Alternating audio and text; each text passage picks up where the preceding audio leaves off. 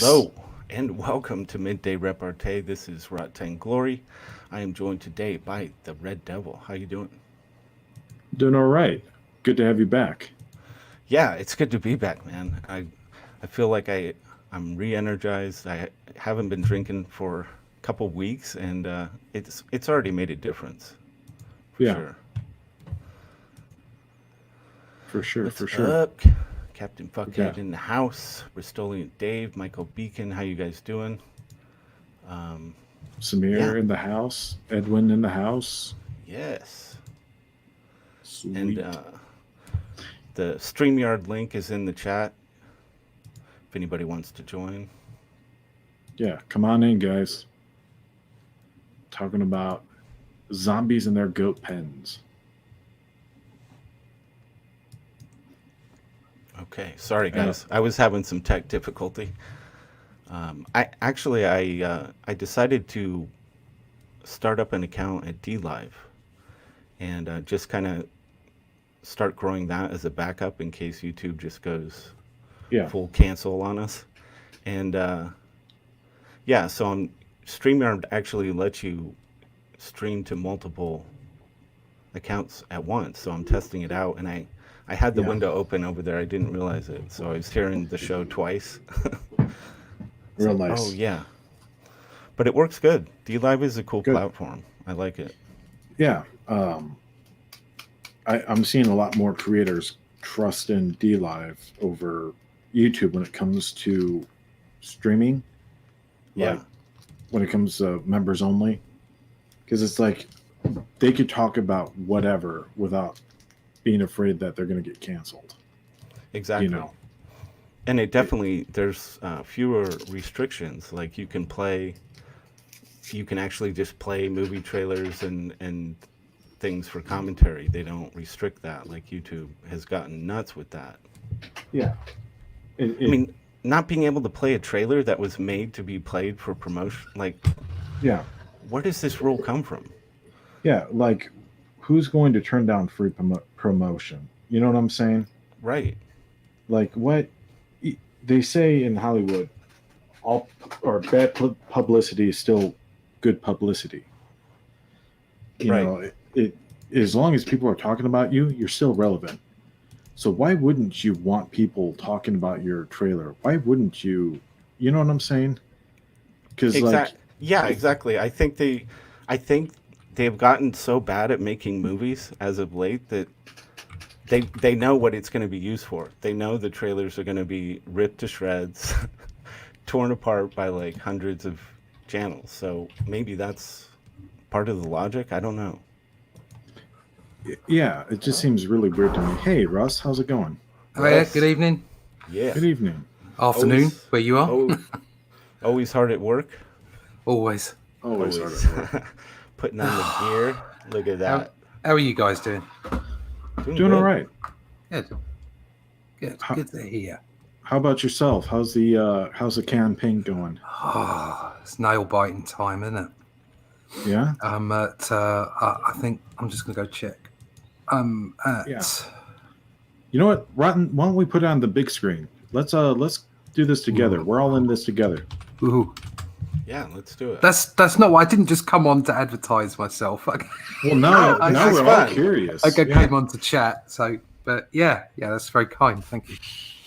Gargoyle, how's it going? Oh, wow. Hey, buddy. Hey. Check that out. Whoa. That's a bit scary. Yeah. What am I Wow. looking at there, Gargoyle? That's goodness. Miller stealing Vinny's art. Yes. What? Now this actually happened, didn't it? Yeah. A guy actually made a video. Actually, has a whole video of Vinny confronting him. It's on my Twitter feed. I forgot his name, but he did a good job with the editorial video. He had Smiller with the bag of kumquats in his mouth, hanging in his teeth, and then he's got the clips of Vinny going, "Oh, so that's my drawing you copied." And Smiller's like, "What? I don't know what you're talking about." And Malin's like, hold up, let's see this. Are you kidding me? Wow. It's there. Let me see if I can get the video for you. Yeah, I definitely didn't. I don't think I ever saw that. Oh, I'd dude, heard something about it, but I never saw the video for sure. this was right when Vinny got into ComicsGate and he was trying to get into the whole network. And he just got done talking about the Queef Sada story. Wow. So it's kind of it's all kinds of fucking Jesus. Vinny over. Okay, are we ready to see where this See, campaign is at? image. Yeah, let's take a look. Yeah. Here we go. 5,427. Nice. Someone 84%. 84%. I'm into my last 3 days. Jesus. Yeah, Has yeah. it been that long? Yeah, Like, it seems like you just started this last week. I know. Yeah, I for know. real. Whizzes by. Wow. Yeah. So Jesus. how has the circuit been? How many Yeah. channels? How many channels would you estimate you've been on? I must have been on 10 or 15, I think. Yeah. Don't you have a So- big show coming up? Don't you on what I'm they on renamed their channel? Like it's Pop something. XP Pop, is it? Yeah, that It's might be it. yeah, crowdfunding. It was supposed to be on tonight, but obviously you've got the debates on tonight, Oh right. the mass debates, and so they moved it This is a 24 strange one too. So they moved it 24 hours on.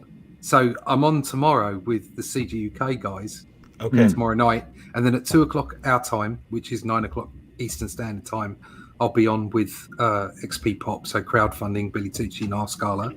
Nice. And then That's at a good 5 channel. o'clock in the morning, my time, which is like 12 o'clock Eastern Standard Time, 10 o'clock Pacific Time or something like that, I'm Yeah. going to be on Michael Bancroft, All right. Good. which That's gonna takes be me into Thursday, Yeah. and then I'm going to be on with you in the afternoon on Thursday, Yes. and we'll see where I get. Nice man. I think you're gonna reach some people that don't know about your project. I hope so. I Yeah. hope so. I think so. And then maybe then I can, if I can reach my goal, then maybe I can start talking stretch goals. So Yeah, Very nice. for sure. All right. Have any of you seen the Rock endorsed Biden thing? I've not. I've only heard. Oh, dear. Yeah, let me see here. I don't know. Well, I don't get it because I kind of like The Rock, and I don't. Well, I do get it because he's, even though I like him, it's all an act. At the end of the day, they're all part of the same Sure. elite sort of group. right. It doesn't matter how much I like him as a character. You know, he's come out on Biden's side. I mean, I don't know how anyone with any kind of critical thought process or any kind of independent mind can look at any politician or any people that support politicians and think, yeah, they're all right. They're all the same. They're all self-serving. They're all part of the elite club. I mean, over in UK, it's like you don't see people ruling the country who haven't been to Eton. Right. It's crap. Well, Yeah. the situation we have here is kind of strange because people's argument was they're all the same. It doesn't matter. Well, if it doesn't matter, then why the fuck does it matter to you that Trump's in office? Yes, yeah. Well, there is that argument. Yeah, I Right. think if somebody, I mean, obviously, I'm going to get absolutely pilloried for this, but like, I think our government at the moment is absolutely atrocious. I think they're a bunch of bloody headless chickens running around, not knowing what they're bloody doing. If I had to trust someone, and you said trust Trump or trust Biden, and you put a gun against my head, I'm afraid it'd be Trump. Yeah. Because Absolutely. you know, like Biden, just I don't understand where people can't see just how slimy he is. I don't get it. I really don't get it. It's so. I mean, I think everybody does see it, and that's what makes this also very cartoonish and surreal. But, you know, it's By the I way, I think would Trump- have to have a gun against my head. right. You Well, guys, familiar with Violet Orlandi? I don't think so. She's kind of a R&B singer on YouTube and Spotify. She does a lot of R&B style of Marilyn Manson covers. just recently she posted a letter saying that she'll no longer do Marilyn Manson covers because she just found out all the sexual assault allegations against him and the domestic abuse cases from Evan Rachel Wood or whatever her name was. Yeah. And I'm sitting there, my response is, just now you're acting like you're figuring this out for yourself? Right. This is how people are. Right. Yeah. I mean, with the R. Kelly thing, just now, they make a stupid documentary, and now they want to fucking charge him. Yeah. Right. As if it wasn't known before. Yeah, I know what you're saying. The thing with Trump, I don't really want to entrust people with the leadership that have been lifetime career politicians, where they haven't, Trump at least has run a business, has understands what it takes and all the different parts of doing that. Yeah. You've got Biden, somebody who's I don't know that he's even ever had a normal job, really. Well, he's been doing this his whole life. I think what you got to do is you've got to. It doesn't matter where Trump got his money. Okay, they're all elites, but Sure. he got his money via private means. Whereas all the uber rich politicians, where did they get their money? Because I don't think they get paid that much money by the state. So how do you amass that kind of fortune? For instance, I know any of the previous presidents that you've had, they're all uber rich, aren't they? Well, why are they uber rich? They only got like $150,000 a year or something from being the president. Yeah. I mean, it can't be more. The corruption is just spray painted on the walls. You can't. Yeah. You can't say you don't see it. You can just ignore it, but don't say you don't see it. Yeah. And it's no different in our country. It's all the same. Hey, I sent you that video, just off the top. Oh, cool. All right. Let's go off topic. Politics is a horrible topic. No, this is fine. Did you send that to Twitter? Yeah, I sent it in your DMs. Yeah. Cool. I'm gonna play this little bit of this rock thing. Do you guys think I'll get struck for playing this? We'll find out. Now it's news. Let's just do it. I have never publicly endorsed a presidential candidate or a vice presidential candidate so why start in my now? life, over my career. So I figured let's kick this conversation. I love how his eyes just keep darting to the teleprompter. Yeah. This is really coming. This is coming from the heart, guys. Just it's slick. Dude, go back to the beginning of the clip where real quick before you talking about Camila and Joe. Yeah. Go back to the frame of Camila and Joe. Oh yeah. Yes. Stars in Hollywood. Dwayne Johnson, the former professional wrestling hero turned turned movie star, is there. making the announcement today in its as the first look. Look at that. I have never publicly endorsed a presidential candidate or a vice presidential candidate in my life, over my career. Hollywood's going so I figured let's kick this conversation off this way by me officially publicly endorsing you both to become president and vice president of our great country. That's fantastic. Thank you. This kind of shit amazes me. That sports Dwayne people or Johnson celebrities, like, I'm going to endorse you. I'm officially endorsing. What sort of official endorsement is that?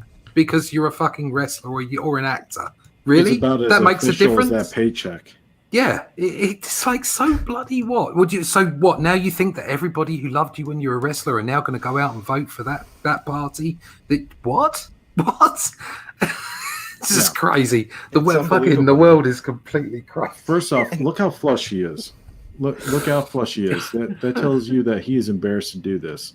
That's number one. Number two, Hollywood is so locked down. Nobody's working. You've got actors delivering pizzas right now because they have no other discernible skills. I'm serious. That's not even a joke. That's sad. You've got Stranger Things actors out delivering pizzas because there is no work. There's nothing in Hollywood right now. These people should be acting, but the only acting jobs they have is endorsing Biden Harris. That's where the paycheck is right now. Pray, would thou wanteth the pizza? What's that? And nobody's buying this. Delivering pizza. Sorry. Yeah. Who do they think is actually believing that The Rock thinks Biden would make a great leader. Like, No, look at the shame on his nobody's face. buying it. Look on this man worked to be the best he can be where he is in life as far as his career goes. Like, yeah, he may not be the best actor, but he brings in the money. You know, everything he brings in is just, it's always fun. So he always brings that positive energy, and you have to work hard to bring that positive energy wherever you go. Damn straight, yeah.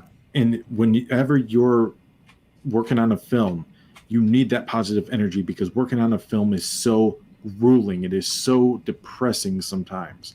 Right. This guy is always bringing positive energy. The fact that he has to do this, I mean, how much? So much. All that time, all those years, creating this, this image of what he is, and always like you're saying, always bringing it. Now, this is just instantly going to whittle that down. It's going to damage that forever, because this is what people will think of him now. Surely this he's guy looking... who will lie to your face about endorsing someone he knows damn well isn't capable of running the country. But he's probably been told. It's like Vin Diesel. He's so white in this fucking frame. Yeah. I mean, surely he's been advised that this is the way to get the next presidential nomination for 2024. Yeah. Is to look white? No, that's probably a good idea. But no, that isn't he up for it? Isn't it something that he wants to do? Isn't it as an aspiration? Wouldn't he be in the Democratic Party if he was going to go for a nomination? Sure. Yeah, Kane, that's how this works. Point has a better chance of being president. Yeah, I would rather vote to get Arnold in, honestly.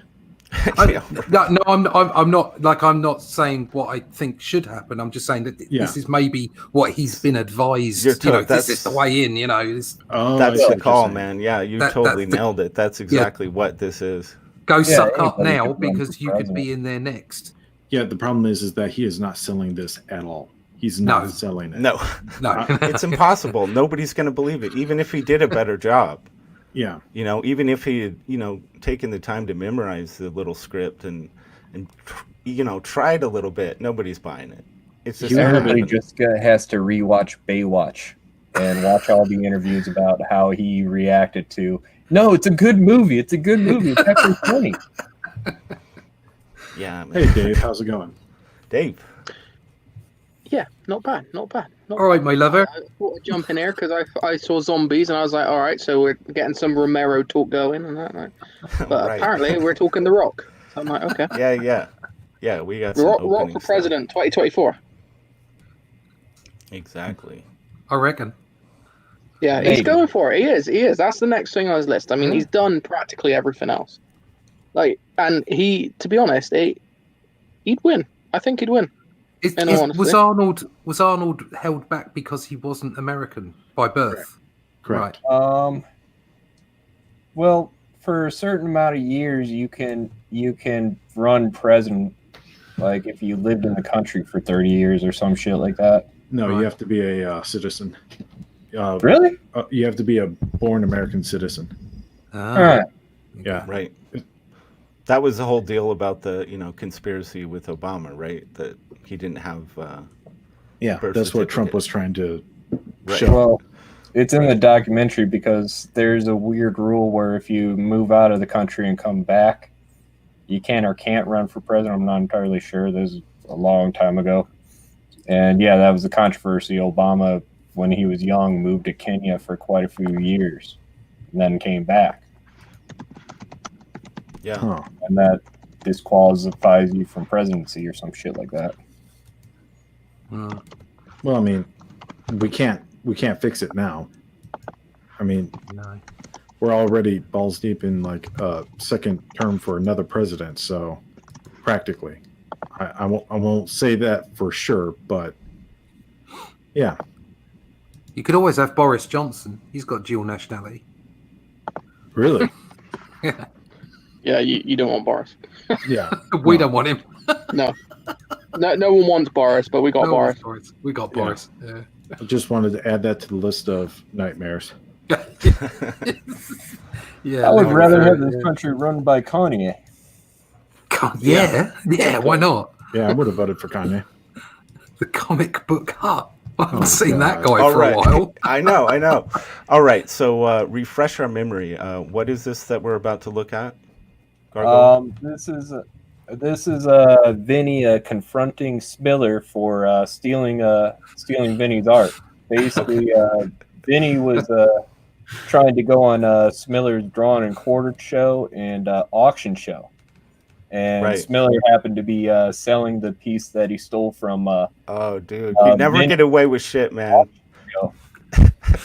That shit always, no matter what it is, it will come back and bite you on the ass. Dude. That's hilarious. Props to who's the name on the video that he made it? I don't know. The It Comic should Book be on Hut there. literally made it? No, not Comic Book Hut. Wait, what's Mike say at the bottom? That dude claimed I stole a design. Little dirty. Oh, sorry. Hugh Can Draw. Props to Hugh Can Draw. Okay. He made the video. It's on Got his it. channel. Follow him. Subscribe to him. Yeah, but what's Mike say there at You the? can Oh, Yeah. he's going to zoom in on it when you play the video. Okay, Oh, cool. okay. All right, here we go. Little dirty Smiller that he took the side of the hut on top of it too. Oh yeah. What did he say? Vinny claimed that I stole his work and blah blah blah. Well, guess what, Mike? This was actually on your stream. You seem to forget that. It was one of his drawn and quartered stupid competitions where it was draw Batman and another character. And they said I was going to be on the stream, so I started posting up a bunch of my older images, finished pieces. One of them happened to be a Poison Ivy and Batman. Guess what? Mike saw that. I believe he even liked it on Twitter. Then he pretended like he's never seen it. And come that night, I didn't get on. They wanted to put other people on, so they pushed me to the side again because that's how Mike is. He's a liar and a little creep. So what did he do? He ended up redrawing my drawing. But I did get invited from somebody else, from Edwin back then, onto the What the hell? And we'll get to the clips. What has he got in his mouth? Kumquats. Why? The infamous. Oh, you never. I Yeah, know he's- nothing about this. On his daily walks, he always goes by his neighbor yard and steals their kumquats. He's a fucking They're thief. Yeah. And he videos it. Yeah. He videoed it. He put it Dude, online. this thing was memed the hell out Jesus. of for months and months and months. There's songs about it. I mean, it's endless, dude. All right, okay, I'll have to go and educate myself. Check out Deadwood Dale's notorious video because there's a video okay. of Smiller's recording himself stealing the kumquats and talking about piracy. Right, About okay. how he would pay for stuff if he wanted it. And Right. people on the chat were like, well, you just stole kumquats.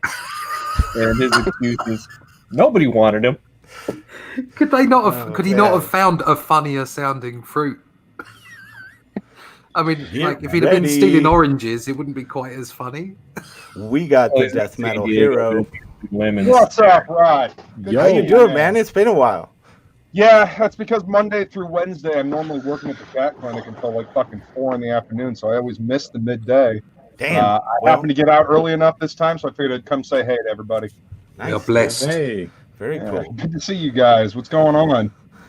Well, right now we're dipping into this video that I guess Mike Miller stole some art from Vinny, and I didn't know anything about it. So Yeah, I didn't either.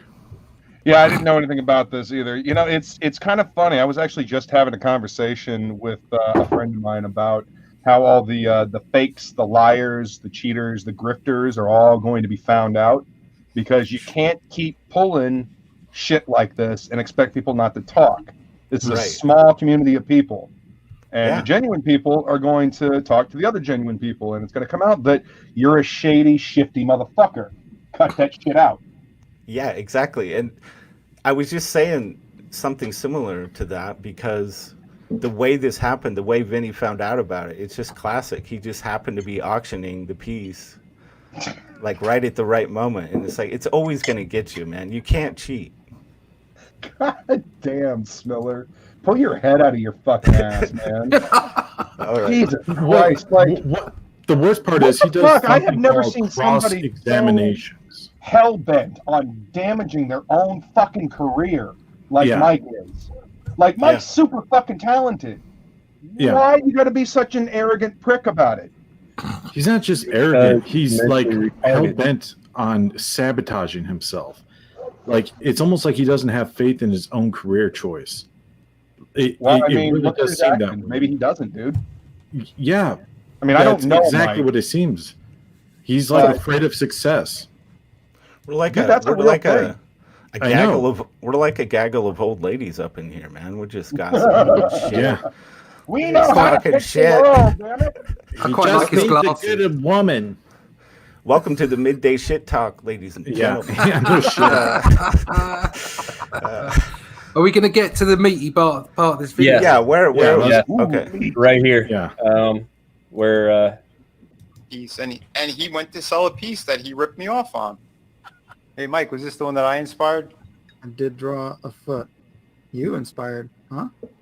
I had put up a bunch of pieces. That was one of them. If you check out Edwin's feed, I had a colored version that was very close to that.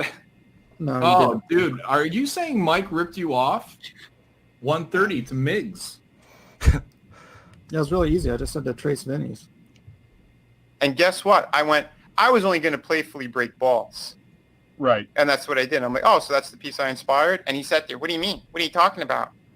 And then his own friend, John Malin, goes, whoa, whoa, whoa, we got to see this. Hold on. Then Kyung pulled it up. I pulled it up. And Mike Miller went after him. I'm sorry. John Malin went after Mike. Jesus. Good. And he went, wow, why don't you just write Vinny's name on it? Because you clearly stole that from him. And he was the one who was attacking him more. I was just laughing it off. I want to see Vinny's piece. Oh my god. Yeah, it's right there. This is I'm disturbed. In Wow. what way? I So- don't know. Oh, I just I don't gotta know. change the This figures is a so little close. bit. They're facing each other now. What Fuck way? off, you goddamn hack. Whew, boy, man, I don't know. Oh. What do you guys think? I'm disturbed. Like, obviously, In there's a lot of inspiration there. Yeah, I mean, it's a dead rip-off of the concept, but Yes. he's not traced it because it's different positions. Yeah, totally. Right. Yeah, it's not traced. I actually like Mike's better. I mean, I Yeah. know that's anathema at Yeah. this point. Whatever. I think its anatomy's off personally, but Yeah. I think the layout's a little boring, to be honest with you. Mike says. I think Vinny's got a lot more action, a lot more movement. Yeah. Yeah. Yeah. Yeah. I mean, look Yeah. at the body language on Batman. Look at the body language on Poison Ivy. yeah, Well, Batman that's- looks like he's just jumped through a window, which is rubbish. Whereas this one looks like they're intimate. He's tied up. There's she's interaction tied him between the up. two of them. Yeah. Yeah, the I other think- one, the same. yeah. It's the same pose. The difference is the angle. Hmm. All Smiller did was add a different foot and change the angle, make it a planar angle. Yeah. Yeah, I don't that's know. probably why I wouldn't- find mean, Miller's a little boring because it's a planar Yeah. angle. I don't really like it. right. I think So I think EVS even mentioned at one point that like that was the thing he was a little weak on is his figures tend to be a little like stiff. yeah, They the anatomy don't have is a lot not of life great. in them. No, I mean the head on Poison Ivy is coming down her chest. If you look where the neck starts, it's moving down her chest rather than at the top of her shoulders, and then the arms and the legs on Batman are a bit weird. He's tried to put the perspective on the arm, but it's just not cutting it. Yeah. I can kind of. Yeah, I see what you're saying. Yeah. It's Anyway. harsh. I'm being very harsh, but Well, you yeah, know, that's fine. it's I a mean, critique. listen, if we can't be objective about looking at artwork, then we can't criticize it. I agree. You Right. know, I agree. And like that's, I agree. Like Vinny's is interesting because it's got a lot more line of actions that are curved. Mike seems a little bit more stiff, a little bit more rigid, which I can understand that being a little bit more or less interesting. Yeah. But I Vin- think the acting is a little bit better between you and I. Vinny's, on Vinny's Snillard. has got really Yeah. good body language between the two people. They're obviously interacting without touching, whereas the second one is stiff and looks like it's trying too hard. Yeah. Agreed. Cool. I mean, this and isn't- a lot of Mike's stuff I've found does seem like it's trying a little too hard. Like, which I don't understand because he's clearly got talent. I mean, did you guys see the Injustice stuff that he did? Yeah. Like, that was some top-notch comic booking right Quality stuff, yeah. there. Yeah. And Yeah. so now that you're working on your own shit, you're not gonna put forth your full effort. Why? That's interesting. Maybe There's definitely some psychology behind that. Ironically, it comes down to lack of faith. I thought that is actually kind of ironic. Shark You are book. correct. He only drew the Shark book. He didn't draw Six Gun Samurai, and he didn't draw Deal with the Devil. Oh wow! Yeah, I know. Did people know that going in when they backed? That's why I didn't pick those up. I don't know. Okay. I certainly was under the impression that those were all done written by him. Interesting. That was the impression you he know. wanted to give. Right. But, taking a look at the campaign, you can see that is not the case. Yeah. Right. Yeah, man. I mean, you could just. It just becomes clear, like you were saying, death metal. It's you just don't get away with anything. So yeah. Just My question just is this. don't bother. What good Just does it do? What good does it do to be a shady motherfucker? right. You're eventually going to get found out. Always. People talk. You Yeah. know what the easiest thing is to do? Be a genuine fucking person. That way you don't have to wear a mask all the fucking time. Right.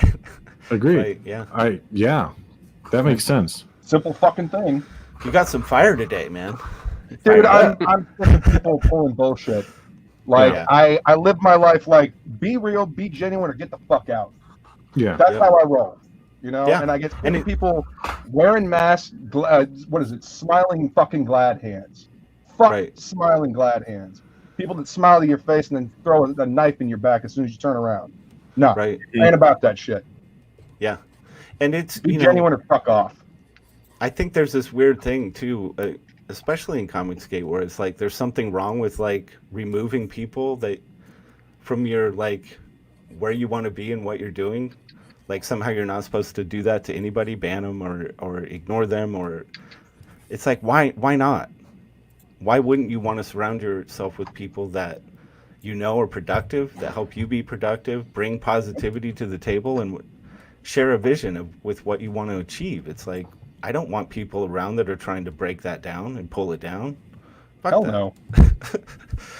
So I don't, Be it's around like, people that inspire you to be better, to do better, to work harder. Yeah. Right.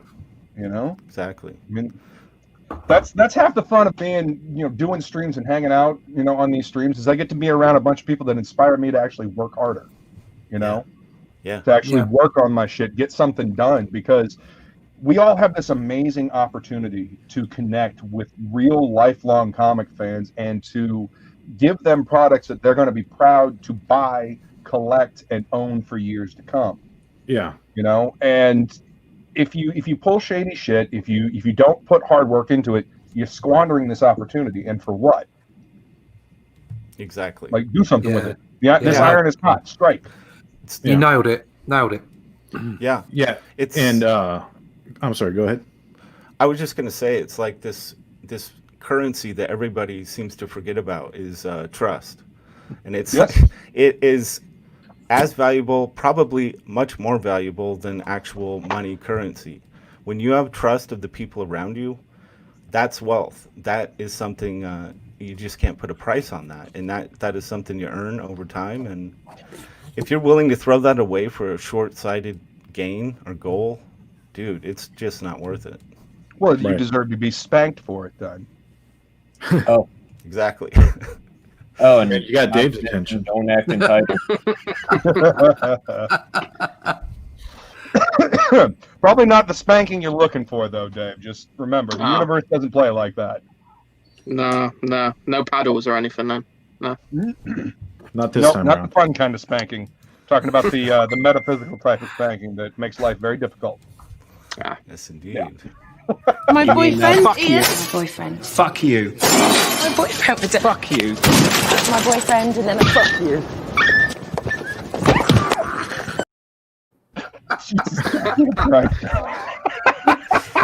I always forget who that actor is, but man, I love him. Oh yeah, he's great. He's been really good in what's that one? What We Do in the Shadows or What We something? Do in the Shadows, yeah. Yeah, dude. It's fallen. I think the newer episodes aren't. They kind of missed the mark. But Did you get to see him in the IT Crowd? Oh yeah, he was brilliant. Yes. And in the Mighty Boosh. That I have not seen. Oh, you gotta watch. You gotta watch some of that. Okay. You gotta watch the Mighty Boosh. It's The fantastic. Boosh is funny. You like the IT Crowd, Rot, because each season. You ever drink Bailey's from a shoe? 4 episodes. That's fucking great. Well, shit, we're almost 40 minutes in. I guess we should start talking about the topic or something. yeah. Oh, there's a topic. Sort of. I didn't know that. I don't know. I don't know if it will really spark that much of a conversation. It could just. I be got like full on the appetizer. Yes. Right. Basically, the idea is, or what the question I guess I would ask is, with mainstream, seeing what mainstream is, they've really shown their true colors in terms of the entertainment medium. Is it worth? Why bother fighting for it? Is it worth trying to like get it back to where we like it? Is it worth fighting for, or do we just let them have it? Like, You asked this question already. You talking about the mainstream industry? Yeah, comics. I say we do our own thing and let the mainstream realize how badly they fucked up. Like there are still some good books being produced, that I see, occasionally in the comic shop. Yeah. But by and large, a lot of people are just picking up stuff just because, well, I've been picking it up for years. I have all of them. And it's like, yeah, that's not what I want to hear. I want to hear, I'm picking this up because I can't wait to read the next fucking issue. I'm picking this up because this team is fantastic. I'm picking this up because, the characters are compelling. The story is fucking baller. Like, that's the shit I want to hear. You know what I mean? Yeah. You don't get that a lot anymore. I like these guys now. I still buy like my Marvel comics, and it's just habit. It's just a habit for me now. Like I'd still get Amazing Spider-Man. I'd still get my X-Men. Then to be fair, Donny Cates Venom is really good.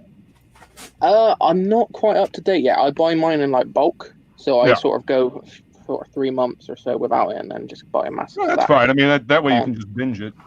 Yeah. But recently, what I read, House of X, and House of X. Actually, sure. Yeah, I thought that was actually pretty good. To be fair, I liked it. Yeah, and I did too. The current X-Men run, I'm a little torn on. I want to think that Hickman's going to do something wicked cool with it because he's that kind of writer, but he also is working for Marvel, so he may not give a shit anymore. Yeah, that's the thing. Hickman's got so much talent, but he's working fantastic. for the wrong company. Can you imagine him working on a CG book, like his own property? Yeah. Well, I mean, he's done it before. I don't think he could do it. You don't? I don't think he can. You don't think he can? Because here's the thing. No. So I would like to bring up Rogue One for a second from Star Wars. Do we have to? For this example. Uh-oh. Rogue One does not work as a movie without the context of Star Wars. Think about that. If you remove Star Wars movie, then exactly. So if you remove episodes 4, 5, and 6, Rogue One makes no sense whatsoever.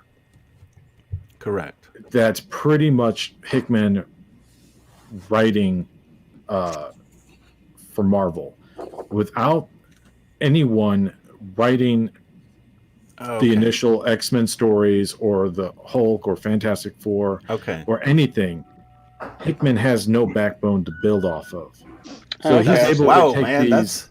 Them's fighting words, man. But I see mean, what you're saying. I get it. I totally get what you're saying. Without the context of all this infrastructure already made for him, you're saying he might not be able to build that himself. So without some established to draw off of, you don't think he could come up with his own decent? So if I remember correctly, Hickman basically retold a rebooted Fantastic Four. Mm-hmm. He's retelling a rebooted X-Men. Right. Like, they're constantly rebooting things because they have to. Right. But That's all they do. But he's just taking the original stuff and twisting it a bit. But he's doing it. It's like, for lack of a better comparison, Miller. He's really good at rendering, but his composition's kind of shit. Right. Okay. Yeah. I get what you're saying. So that's interesting. Yeah. It's kind of say composition. Just lackluster is the term that comes to mind. But anyway, continue. Sorry. I mean, like, you have to be good to make it in this industry. Yeah. You have to. You can't just second. You used to have to be good. Well, if you're I making, mean, I'm thinking of Squirrel Girl. Sorry. Right. I think as the mainstream nosedives, and it's just a vicious cycle because they can't afford the top talent anymore, or don't care enough to pay for it. So the quality of the work is continuing to go down. Just the artwork isn't even there. Not to mention, the stories obviously, but it's all just going downhill. It's like the real competitive place to be is indie comics. That's where you have to kick ass. Right. So you have, and I mean, like, I see Michael Beacon saying there aren't many more good stories to tell with the mainstream characters, or at least they're not interested in telling them. That's why you make new characters. Yeah.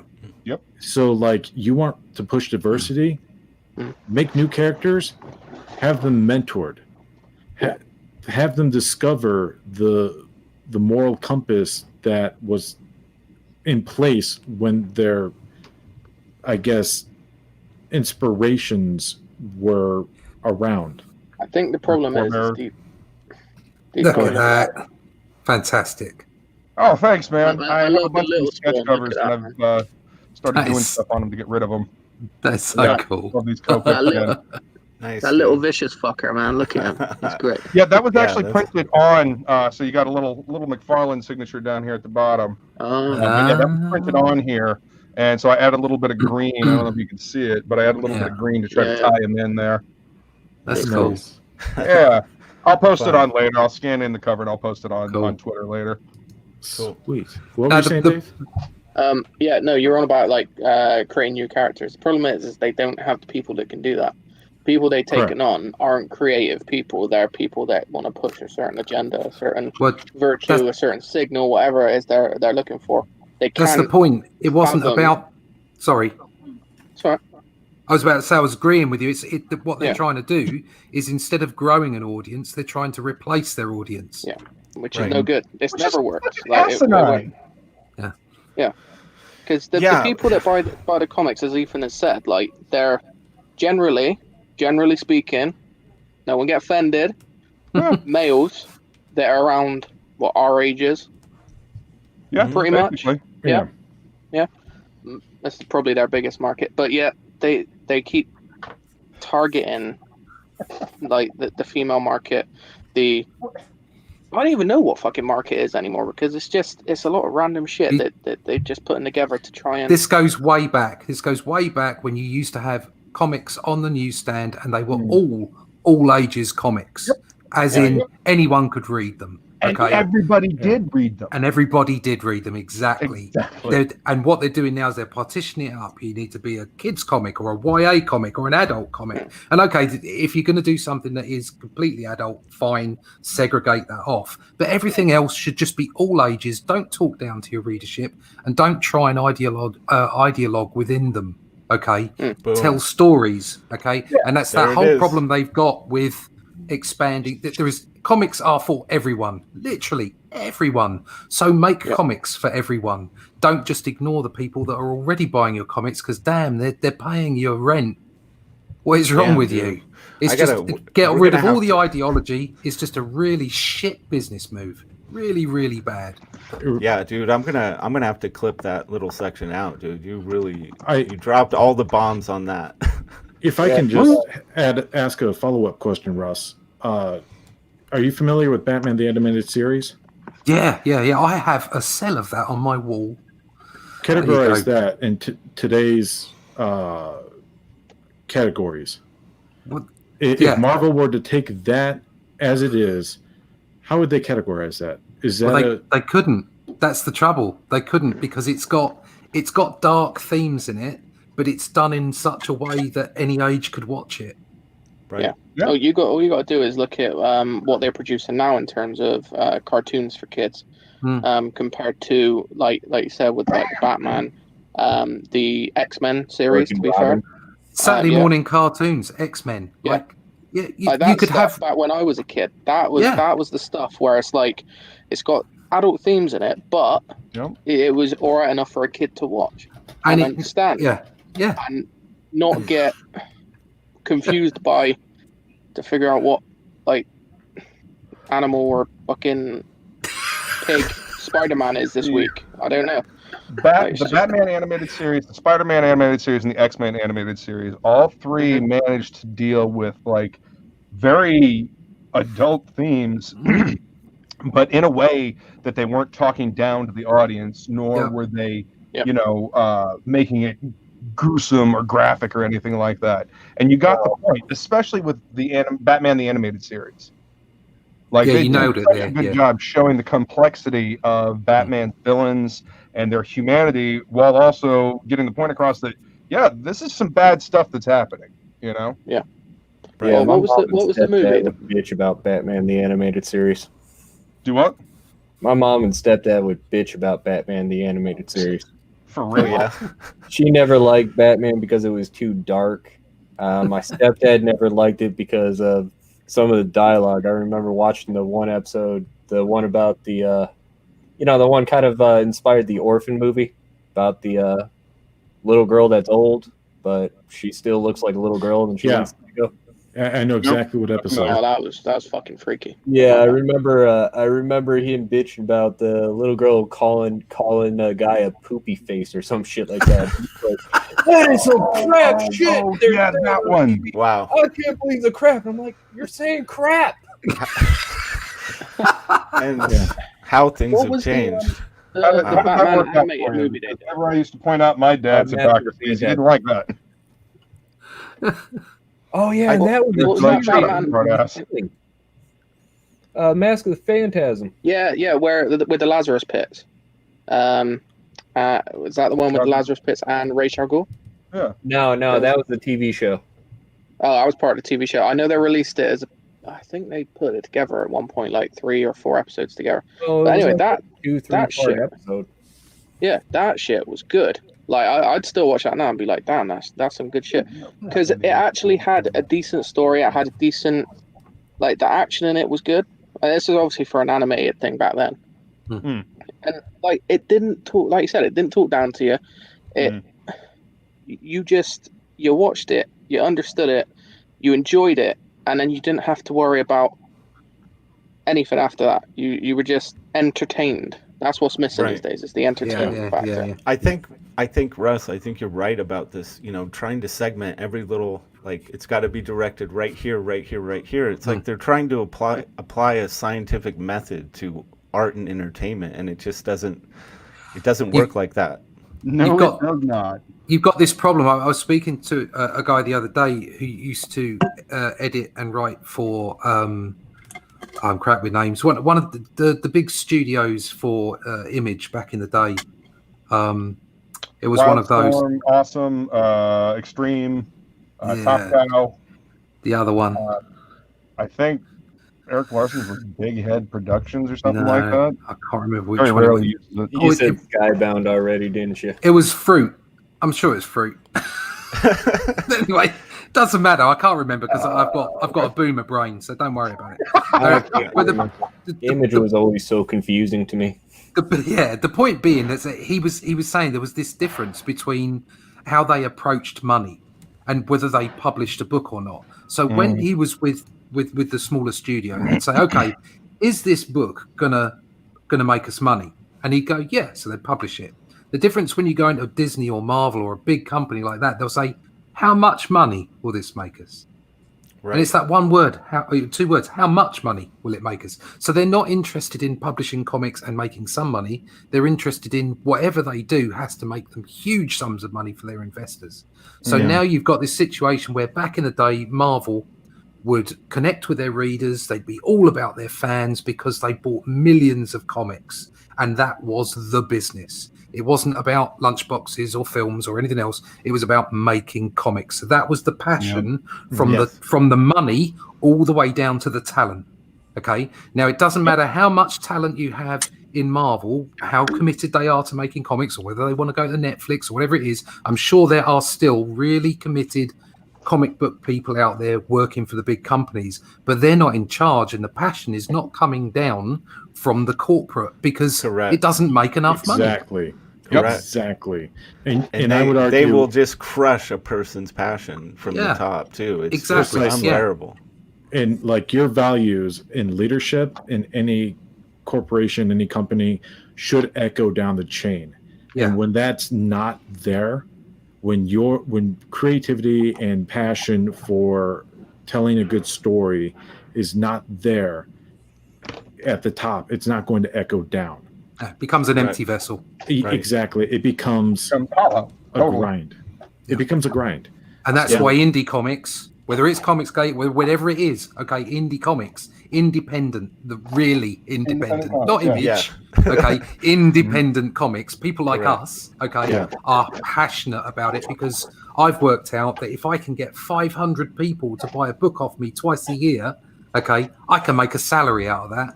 So I've got a connection with those 500 people. I have a connection with my audience, like all of us have our connections.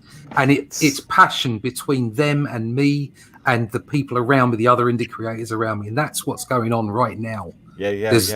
That's the perfect way to frame it, dude. It's so... That's exactly it, Again, and like I was talking about before, it's that trust is the currency that you build with those 500 people, and they're going to continue to let you do what you love doing because it's built on trust and you deliver the value to them. It's a transaction of your life essence. So like when you go to work, you spend a little bit of your life making money, and then you take that money and you buy stuff with it.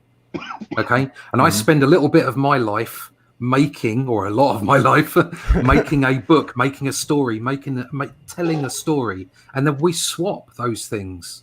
So there's a transaction between me and those people that are interested in what I do for them. And it becomes personal. And especially when you can come onto YouTube now, which is completely different to the way it was in the 80s in the indie scene, where you can literally connect with people. Yeah. Yeah.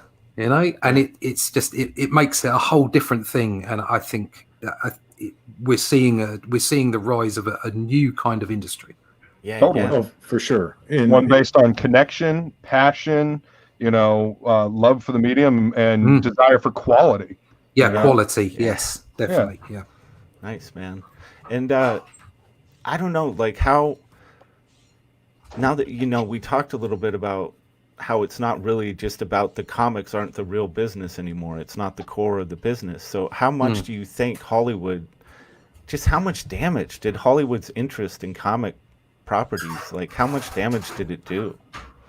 I don't think it did that much as it was the actual professionals that work on these comics. Because if you think about it, Captain America, you watch Captain America, you go, now I want to read Captain America. And then you go to the comic book shop and you go, who the hell is this? Yeah. Right. Why wasn't there a spinner rack in every cinema for 10 years? Yeah, exactly. And that is the point that Cecil brought up. So, like, full points to Cecil, like, that's a great point. Why was there not a spinner rack at the theater next? Oh, yeah. I mean, clearly probably not next to the popcorn, but on the way out of the theater. Yeah, and we've talked about this a few times, but there's also no call to action to buy a comic anywhere in the movie. Why isn't there an advert at the end of the movie to say you can go and get your fix of Captain America at home by going out into the into the foyer and getting on the spinner rack and picking up our our older versions, our original versions of Captain America. So you keep your audience, you keep your 616 audience, okay? And then once they like that, they can go into the comic shops and buy the new Captain America, the different Captain America, whatever it is. You get 2 audiences, 3 audiences, 4 audiences. Literally, It's all called they would business. have to do is put, that little thing, exactly what you just said, at the end of the little stinger at the end, the little after. Because now that they've got us trained, we all fucking stay and wait. Oh, is there going to be an after? Exactly. Yeah, not once, not one call to action in a single. Thing is, would it have been that hard for them to include something at the end of the movies, like a website where you can go and you can find your local comic shop? That's simple. That's simple. That's what you try to type do in your post. With Titan AE. They didn't reveal the X-Men costumes unless you went to see the movie, and they gave you X-Men trading cards for the movie. And then when you went to see X-Men, you got a free prequel comic book of either Wolverine or Rogue. Yeah, I remember those. I still have those. Barnes and Nobles, you got the full graphic novel story that tied into the actual movie. But if they did, they need to get more people than just those people that go to comic shops. That's how you grow an audience. Right, and they needed to have spinner racks in the foyer and an advert at the end of the film. It's simple stuff. I mean, I agree. That's what you were talking about there. Does sound cool, but then I'm a nerd, so I'm going to like it. But you do need a way for normal people to put their toe into the culture, and I think that's what I think Death Metal Hero was trying to say. Was like when you got these comics, you got these cards. You were essentially being handed a wet, so to speak, of the culture. Here's your first comic book. Here's your first. Now you're started. Now all you have to do is go to a comic book shop or go to the store, pick up more comics. And this is Cap points out. I know we've hit on this topic. It comes up kind of regular intervals because it's just such a no-brainer that I can't believe they didn't do it. What I was saying, like, how much has Hollywood hurt comics? I'm really like trying to get at how much did it change the mindset of the people in the business of comics, because now they're thinking about the bigger things, turning it into a movie, turning it into, which then goes to merchandising. So they the focus shifted to this other thing, right? Yeah. So how much damage in that sense did Hollywood do? I mean, it changed the way people were thinking about it. Well, they took away those big events we used to have. That's what we're missing. I mean, if we go back to Rob Liefeld and look at the Rob Liefeld footage, we all look at the big ass line that he accumulated. Him taking pictures with the Eazy-E. It's the event. I mean, look at Death Metal Hero's old videos and his interviews. If you were like a loser and me, don't go to many cons, you're envious of him to go and doing these interviews of what he's doing. For sure. The event that he shares. Or any of you guys having success stories with your campaigns going through, Russ. Death Metal Hero, we're getting an event from you. Every time we hear that you succeed, you make another double, you make a six-figure. That's an event for us, Yeah.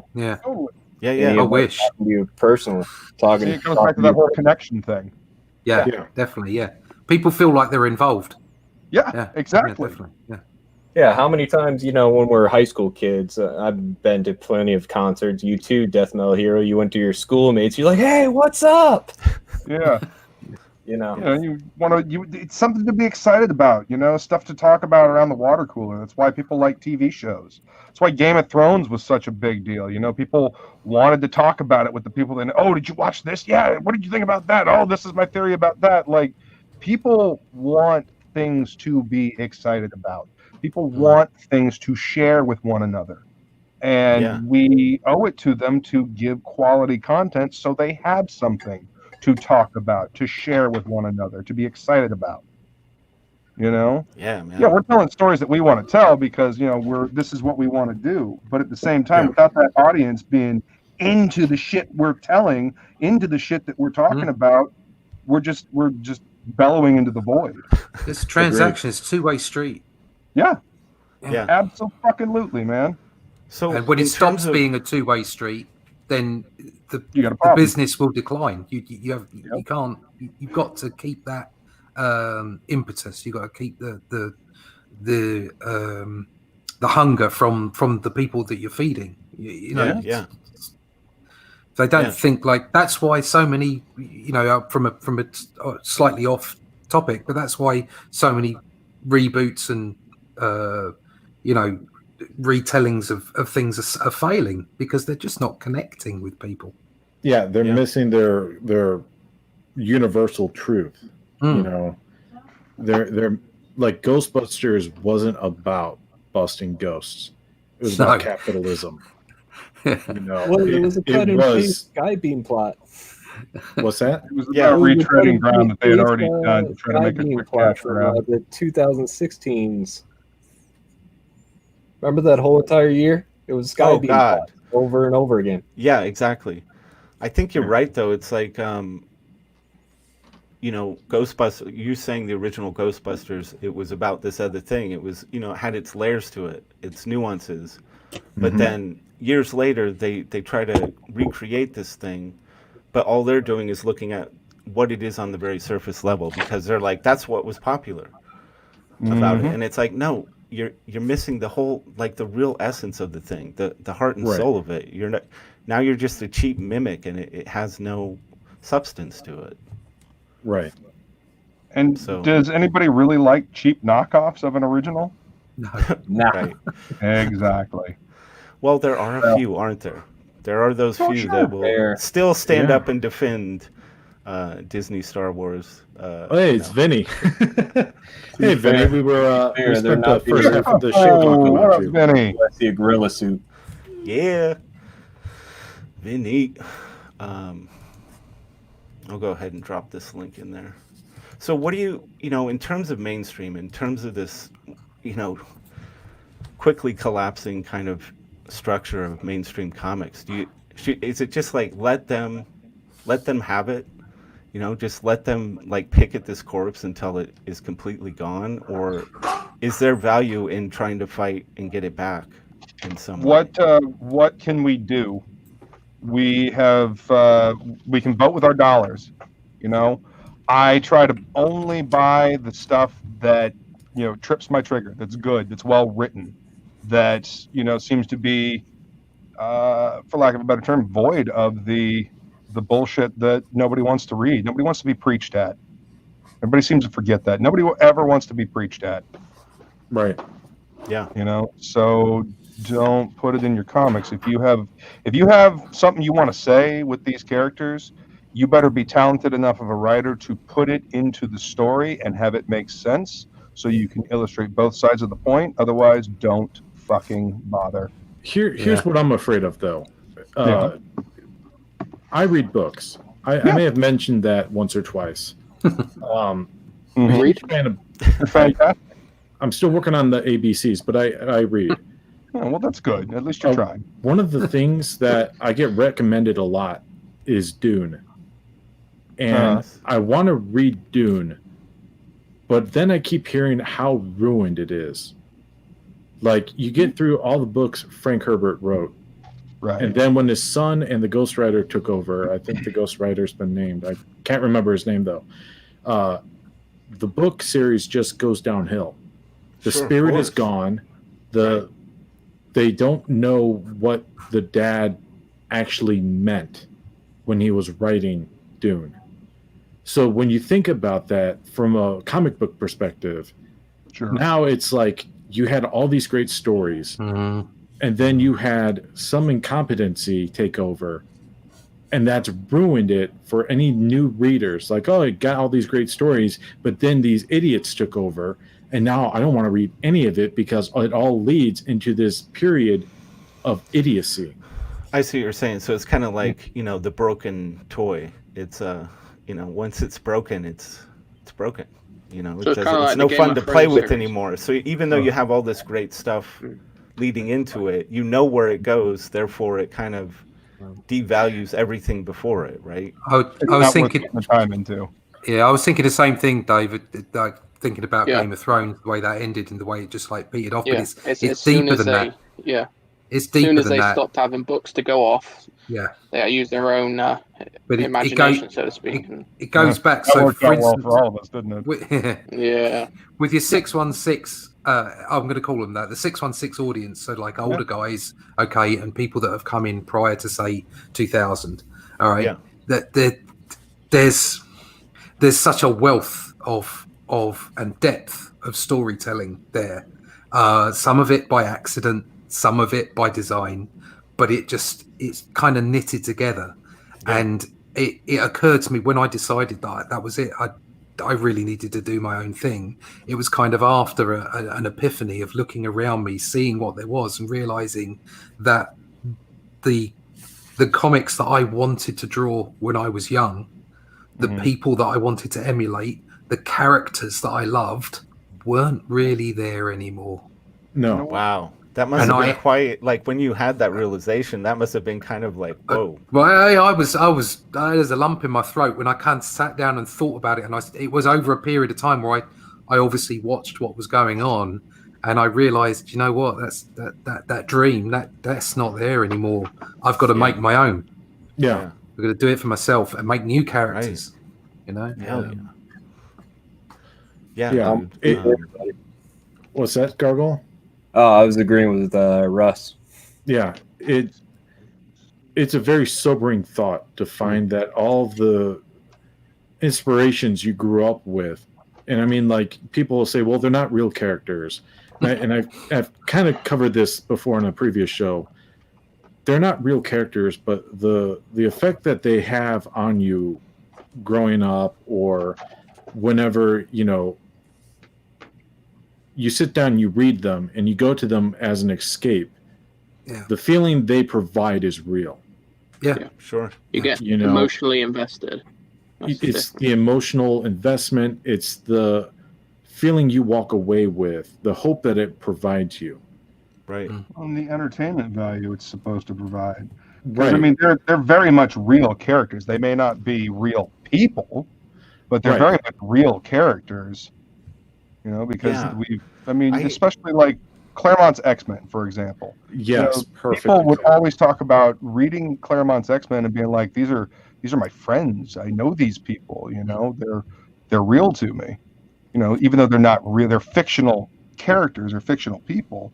They're still very real in the minds of the people that read them. Yeah, precisely.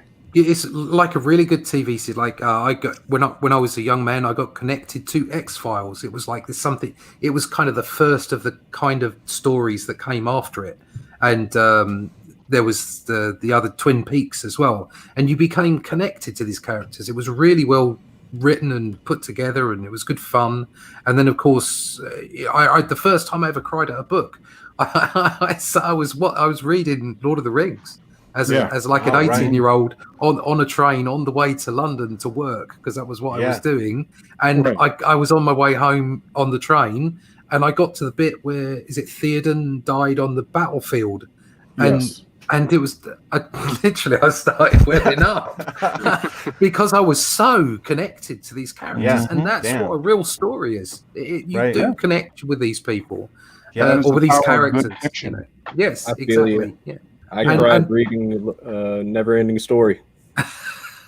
Yeah, I cried listening to Lamal sing it. Oh man! But it's so important. It's so important. And I did want to go back. What would Batman do? Yeah, right. And I think characters deserve respect, and that's the trouble. Exactly. Is when writers just think they're my toys, I can do what I want with them, instead of respecting how they've affected many other people over the period. And I think that these companies tend not to understand that when they do these things with these characters. What's up, Vinny? Hey guys, how we doing? Hey, good. Good man, good. When these corporate entities, companies do things with these characters that have this rich history and people are really connected to. I think in their business kind of wormy brains, they're like, well, we can do whatever we want with these characters at any time, and then we can just bump them back. We can just play with them all we want. and it won't affect anything. But Not- like yeah. Red Devil was saying, when something gets tainted along its path to a high enough degree, it just ruins all of it. It takes it all down. And I don't think these companies understand that. No, that's the thing. It's like they turn it around on you by saying because you don't like the fact they've made a character gay, you've changed the race of a character, you've changed the gender of a character. It's not about that. It's about your emotional connection to that character. And when you change stuff like that about them, it gets lost, and it ruins it for you. It's not the fact that they're gay. It don't matter. That shit don't matter. But it's the fact they changed the character, and being disingenuous to the character. Yeah, exactly. So then once you know in your brain this is where it all leads, it just ruins the whole journey getting there. You don't want to revisit it because you know it goes to this place that you just can't stand. But you see, if Marvel had any business acumen as far as comics was concerned, because obviously Disney know what they're doing, they make billions of dollars, they're far richer than I could ever be, and they produce a whole lot more than I could ever. But when it comes to the comics, when we were talking about earlier about it comes from the top down, and that passion is lost because they're not all about making comics; they're all about everything else that comes from the IP. Yeah, exactly. They then start using the characters in a certain way, and instead of expanding this is all of it's connected, because you can have like this 616 audience, and you can have this brand new audience, and you can mash them all together, and you can do what you want if you respect every character that you've had up to this point and the new ones appropriately. Don't just think of them as tick boxes, but actually give them real characters. You will bring so many more people in. You'll bring people along. You'll the depth and breadth of your audience will increase. Exactly. It's just brand that way. But do you see what you just said though? They don't respect the characters. That's the problem. They don't respect the characters. They don't respect the creators or the entire process. This is just to fill their little quota and the little messages that they're trying to get through. Especially in this election year, especially with Trump's been in the office, they're using all that political horse shit. Because it's stuff, too, that came from back in the Clinton administration. They're trying to push it even further. They said that they don't want any conservative-type stuff in entertainment. They want to cut it all out. So by destroying these characters, like they're pushing that agenda again. That's their new thing. Everything has to be connected to politics in their minds and in their worlds. That's why they're failing. That's why everything's falling apart. Yeah, dude, it's so spot on. Yeah. I mean, it's so visible. Whenever I talk to someone or come across someone who just doesn't see it, man, it's like, whoa, you're really deep in there, guy. You're in that virtual reality machine really hard. Right. But see, the other thing too is they are banking off of the fans who've been picking it up for years because it's like habit, right? There's also nostalgia on certain old properties that they're going back, like, oh, we're gonna revive this, and here's a new rehashing of it, and then they destroy it because it's part of what they wanted to do. It's a lot like this new Star Wars movies. Like they destroyed Luke Skywalker. He was character assassination. Dead completely. That's how they operate. And now, my enjoyment of even what I loved from the past, if I go back and rewatch those first films, it's going to be back there in my brain. What Luke became is like ruins it. That shit. No. I refuse to let that garbage ruin the fucking original trilogy. Fuck that shit. I just went and saw Empire Strikes Back at a drive-in here in my town. Yeah. And it was fucking incredible. That movie, dude, I bet that was fun, dude. Amazing. No different to this, okay? No different. You just ignore the new stuff. Ignore the new stuff. Yeah. Seriously, don't buy it. Don't give them your money. Don't give them the views. And And so it never happened. I'd say you definitely the original, like the Skywalker saga ended at Return of the Jedi, right? Yeah. Skywalker saga ended at Return of the Jedi, and then The Mandalorian is just a nice, epilogue of what the universe is like after. I disavow every single one of the numbered Star Wars movies. I'll tolerate Solo, I'll tolerate Rogue One, but fuck the numbered ones. They're garbage. They don't exist. Yep. Anyway, sorry. Yeah, that's cool. What about Jar Jar though? Listen, I will take Jar Jar over Ray Ray any day. I will It's take Ray that. Lowe. It's Ray Lowe. That Ray. Oh, fucking Raylo. Jesus. Misa happy. So I'd say, Vinny, He's just sick. I'd say, Vinny, you're pretty much cool with letting the zombies have their goat pin. Then, just let them have it. Yeah, what Yeah, did I miss? just let mainstream just let them have it, dude. They can pick at the corpse, and we'll go do our thing. Well, that's the whole thing, right? That's why I push so hard on all the creators. You know, anyone who's been on my show, anyone who's pushing hard, and I see that they're doing the right thing. I can't stand hacks. I can't stand thieves. People who fucking talk shit. All the snakes drive me crazy. That's why I've exposed big names in the fucking industry. Yeah. You know, like I don't give a fuck about anyone's horse shit. And don't try to come at me, because I don't respond well to threats either. So I've shot down other people. I've fucking spit in the faces of all these people because they don't mean shit. We're working hard and we have quality, and it fucking shows. Yeah. Good call. Vinny You don't brings have the to- you don't pure have to worry about rage. people coming at you when you can back your shit up. You know, if you can back your shit up, talk shit all day long. You know, because you're asking cash to check. But as soon as you start talking shit, your ass can't cash. Then Yeah. Just saying. Yeah. Yeah, man.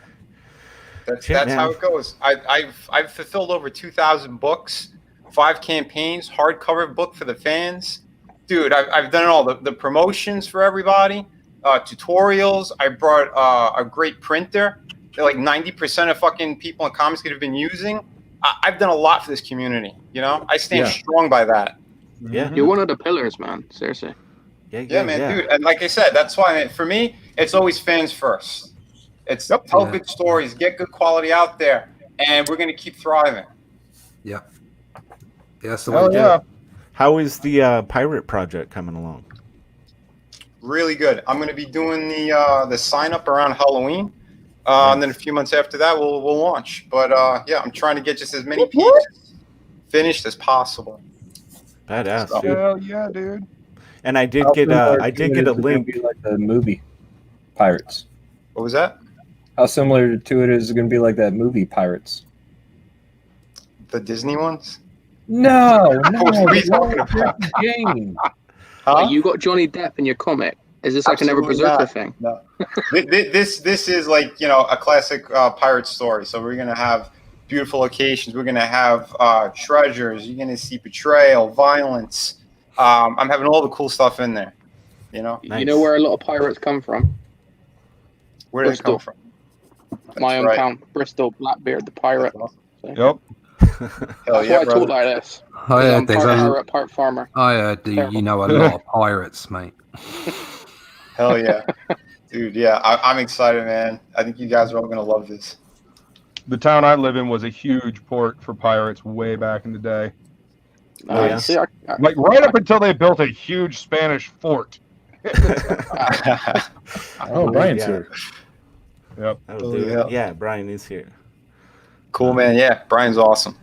What I up? can't wait. I can't wait for his next Six Gun Gorilla book. Oh, I know.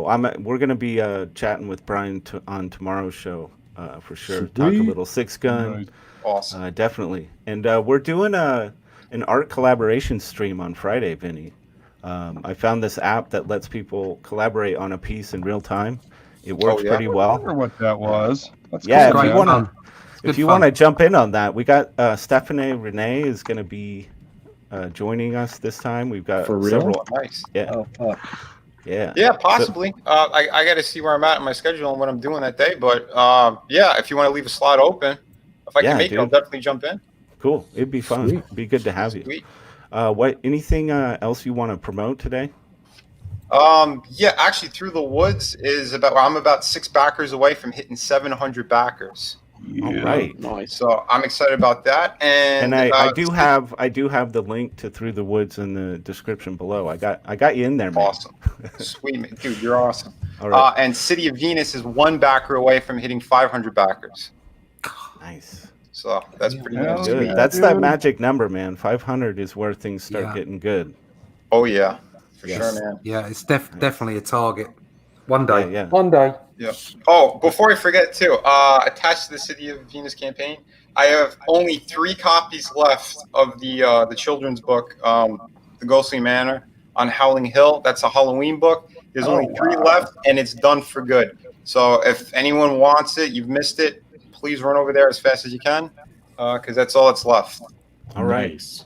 Man, that went quick. Yeah. Yeah, it did. That's awesome, dude. Yeah, those 50 that I had left, I think 35 went in the first day, and then the rest, started going. That's beautiful, man. Yeah, I'm very happy about that. Thank you, everybody. This is what happens when you put out quality material. Yep. Shit flies off the shelves. That's right. You know it, brother. Red By the Devil, way, you got anything you want to shout out? That's a sweet Spawn, by the way. Oh, thanks, man. Oh, I haven't drawn Spawn in a very long time. Same here. I bet. I bet, dude. I bet. Oh, shit. Follow me on Twitter at legends_end. I'm open for commissions. Hit me up if you want to commission something. Pretty cool. Russ Leach, I know you don't have anything to promote. We can just skip over you, yeah? Oh, wait, can we check his Indiegogo real quick before we leave? Oh, yeah. I still have that up. Yeah, his campaign's almost over. So if you want in on this glorious campaign, back it now. Ooh, boom! 102 backers awesome. now. Oh, you got 3 days left? I got another. Russ, you got to come over on my channel then. Oh, please. Yeah. I know you only had 3 days left. Yeah. Dude, yeah, hit me up in a DM. Maybe we'll do it tomorrow. Okay. Cheers, man. Nice. Thanks. Awesome. Yeah, man. No problem. Yeah. This book looks so beautiful. I And, think I've actually got 104. Yeah, I've got 104 backers. Oh, sorry. I did not. It's okay. That's fine. Rod don't like refreshing because he always gets disappointed, but this time. Exactly. Now I'm feeling good now. I've got 104. Sweet. We got 2 backers. And I've actually got 2 people that want to back me that haven't been able to pay because of international payments. I don't know what Indiegogo are playing at. Oh, man. So, Yeah, I've heard other people mention that as a problem. I don't know what the solution is. Well, what I'm going to have to do is get them to PayPal me the money. I'll get somebody else to use their credit card for them. So it'll all be above board. I won't do it, and obviously, unless they send me the money. But yeah, right. I'll find a way for them to get the book. Yeah, So, I forgot what project I backed, but it was something similar. I think they were overseas, and I had to do it like 4 times, and then it finally worked. Oh, right. 4 times. Jesus. Yeah, my problem is I have What's going on here? Yeah, funny because I don't ever have a problem backing American books. Yeah. Which I've backed a huge number of. Oh, I hear you. That's bizarre. So you can find me at russleach.com, comicbookblackbelt.com. You can find me on YouTube as Comic Book Black Belt, and you can go to my website onlydeathcansavus.com, where you'll find a link for Only Death Can Save Us, and you can find me in the usual places: Twitter, Fleecebook, Instagram, and Parlay when it fucking works. Yeah. Death Metal Hero. What have you got? Thanks for letting us watch you work on that, man. Oh, no worries, That's man. cool. I started this on Topic List, the show that I do with Jason Bascom. We've been doing it on Monday nights, but we discovered last night that pretty much everybody and their mother likes to stream on Monday nights. So, it didn't used to be that way. Like pre-COVID, It was a pretty clear night. But yeah. So yeah, we might be moving it to Tuesday. But anyway, you can find me at Death Metal Hero on Twitter and Instagram, and of course on YouTube. I do the sing-along of Doom, where I mangle some of your favorite radio hits. It's always fun. It's always fun. It's always interesting the requests that I get. Like Right. I have added probably about 50 songs to my playlist, which is inching ever closer to 1,000 because of all the requests. So Wow, yeah. dude. But yeah, I'm working on a cyberpunk story. I'm working on Shay's horror anthology. And I've got a new show that I'm percolating in the back of my head as well. So stay tuned. Beautiful, man. Busy. Nice. Being productive. Trying. Yeah. Excellent. Dave, Oh yeah, what do you Rod and I got? are going to do another song soon. We are. Everybody. We are absolutely doing that song. Oh yeah, dude. We've both been busy. I'll hit you up though. I got All right. one I think will work. Okay, cool. Dave. As always, follow me on Twitter, Bristolian Dave. I want to shout out Cap's new channel, Captain Fuckhead, Caparticus. I'll put the Oh, cool. Watch it. Yeah, I don't. Yeah, he's got 2 videos up so far. They're really cool. This is RT channel, so it says him letting his Okay. artistic side out. It's a really good production value on his videos as well. He's putting a lot of effort into it, and he has nowhere near enough subscribers from where he should be at the moment. Yeah, The presentation on it is awesome. Yeah. Just so cool. Really cool. Nice. All right. Somehow I'm not subbed to this yet, and I'm taking care of that right now. Okay. Yeah. Same. Very cool. I don't think I knew about it. All right. I can't wait to check that out. Not notifications. Gargoyle, anything you'd like to shout out? Oh, Epstein didn't kill himself. It's always, it's always good to be reminded of these things because True. Very true. feels like people are starting to forget about that one. Maybe. For sure. And Ghislaine Maxwell didn't either. Is she Right. dead? Not yet. Oh, okay. I wasn't gonna say it, but Yeah, I All was right. like, I didn't realize she's dead, but I guess They she's didn't, put not. her, they didn't put her in Gen Pop, did they? they've No, been I trying don't. to. I know they Not tried. sure. She kind of disappeared lately. I don't hear much about her. I think something will pop up soon because I know the reason why they pulled her in is because they said they had concrete evidence on the Clinton administration on those people. Oh. Right. So they might be holding it as a last minute boom. Right. Yeah. I want to thank Vinny for being here. There is a link to Through the Woods in the description below, but check out Come City here, of Venus as recommend. well. Thank you. Yeah, thanks to the whole panel for hanging out. Thanks to the chat, always contributing. Very much appreciated. And we'll definitely